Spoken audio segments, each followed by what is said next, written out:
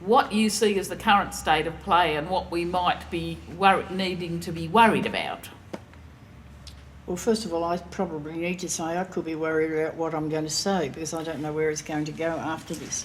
I suppose I'm in a position now to probably say what I like,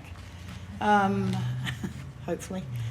I was previously in a position where I could influence policy, and I am no longer there, I do not think. So my concern about the current approach is that TAFE itself is in deep distress in every state and territory.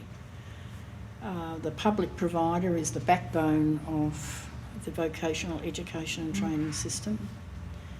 That does not mean that private provision of training is a negative.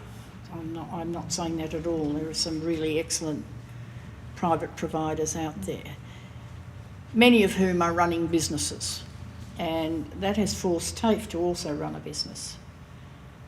Often, I think, neglecting the E in TAFE, the education, and probably the F as well, the further education has gone as well. Mm.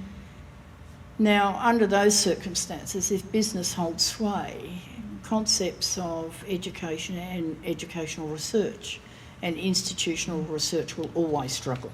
Mm. I think the government is mainly concerned to cut red tape. That's a good excuse for cutting funding, cutting anything that's currently existing. I believe the Commonwealth Government will, in the end, after the release of the Federation White Paper, will give the majority of that back to the states and territories.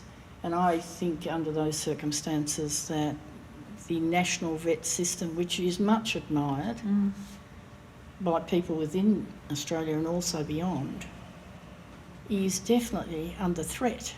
What worries me immensely is that we've sold this via AusAid to the Middle East, to India, to Southeast Asian countries, and to small developing countries in the Pacific as the way forward for vocational education training.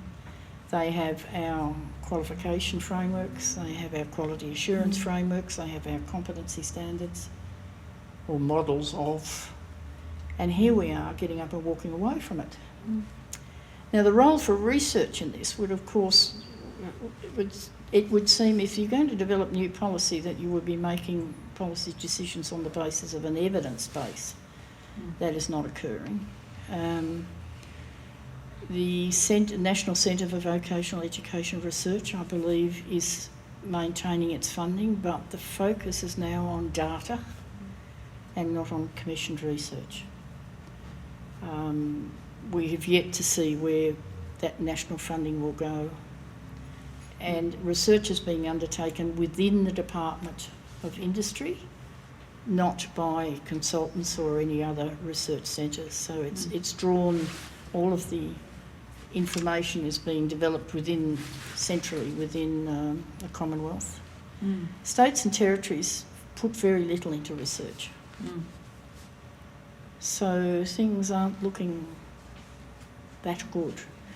So there is a role for universities here, but most of them are closing up shop on. They're closing up shop, but I must admit I was in Rockhampton the last 2 days at Central Queensland University, which is for the newest dual sector. And why I was up there was to talk about how they would establish research and research strategies and scholarship for their vet people. And I think they're looking at ways of doing that because they perceive that will give them an advantage. And I was thinking to myself, oh dear, can I come and work for you? Because, I mean, it's a fresh look. They see it as a fresh opportunity. They've only been together since the 1st of July. But unless that sort of thing grows from the ground up, I can't see it.